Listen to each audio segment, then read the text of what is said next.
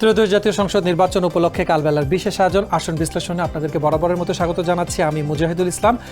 বাংলাদেশ জাতীয় সংসদের ৩০০টি আসনের মধ্যে থেকে নির্বাচিত একটি আসন নিয়ে আমরা প্রতিটি পর্বে বিশ্লেষণ করে থাকি। আজকের পর্বে আমরা বিশ্লেষণ করছি আসন নম্বর ৬, যেটি দিনাজপুর ১, এবং এই আসনটি বাংলাদেশ জাতীয় সংসদের ৩০০টি নির্বাচনী এলাকার একটি, যেটি উত্তরের জেলা দিনাজপুর জেলায় অবস্থিত, এবং এই আসনটির সীমানা হচ্ছে দিনাজপুর জেলার বীরগঞ্জ উপজেলা এবং কাহারোল উপজেলা নিয়ে গঠিত।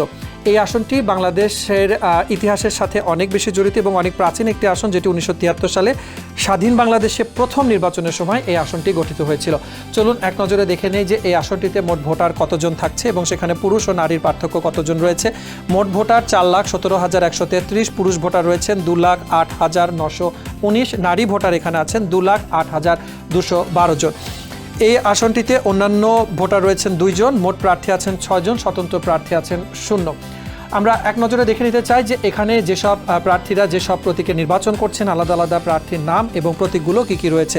এক নজরে যদি আমরা দেখতে চাই, এই আসনটিতে এবারে নির্বাচন করছেন মোহাম্মদ মঞ্জুরুল ইসলাম, বিএনপি থেকে ধানের শীষ প্রতীকে। 11 দলীয় জোটের বাংলাদেশ জামাতে ইসলামের পক্ষ থেকে দাঁড়িপাল্লা প্রতীকে নির্বাচন করছেন মোহাম্মদ মতিউর রহমান। এই আসনটি থেকে বাংলাদেশ ইসলামী আন্দোলনের হাত পাখা প্রতীক নিয়ে নির্বাচন করছেন মোহাম্মদ চান মিয়া।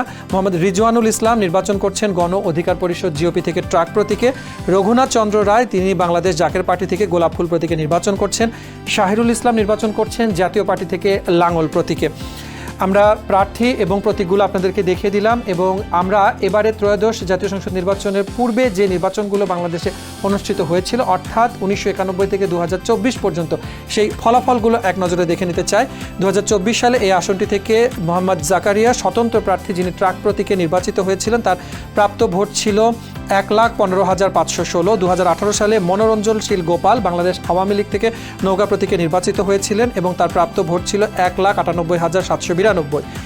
২০১৪ সালে এই আসনটি থেকে সেই মনোরঞ্জনশীলই নির্বাচিত হয়েছিলেন আওয়ামী লীগের নৌকা প্রতীকে, তার প্রাপ্ত ভোট ছিল ১,২৩,৯৬৩, এবং ২০০৮ সালেও এই আসনটি মনোরঞ্জনশীলের দখলেই ছিল, তিনি তখন ভোট পেয়েছিলেন ১,৪৩,০৯৭। ২০০১ সালে বাংলাদেশ জামাতে ইসলামের আসন ছিল এটি, এখান থেকে দাঁড়িপাল্লা প্রতীকে নির্বাচিত হয়েছিলেন মোহাম্মদ আবদুল্লাহ আল কাফি, যিনি নির্বাচিত হয়েছিলেন ৮৮,৬৬৯ ভোটে। ১৯৯৬ সালে মোহাম্মদ আব্দুর রউফ চৌধুরী আওয়ামী লীগের নৌকা প্রতীক নিয়ে নির্বাচিত হয়েছিলেন, তার প্রাপ্ত ভোট ছিল ৬০,৬৮১, এবং ১৯৯১ সালে এই আসনটি থেকে নির্বাচিত হয়েছিলেন বাংলাদেশ আওয়ামী লীগ থেকে নৌকা প্রতীকে মোহাম্মদ আমিনুল ইসলাম, তার প্রাপ্ত ভোট ছিল ৬৫,৫১৯। দর্শক, এই ছিল আমাদের আজকের আসন বিশ্লেষণী অনুষ্ঠানে। দেখা হবে পরবর্তী কোনো একটি পর্বে এবং সেক্ষেত্রে আরও বিস্তারিত বিশ্লেষণ থাকবে। সঙ্গে থাকুন কালবেলা।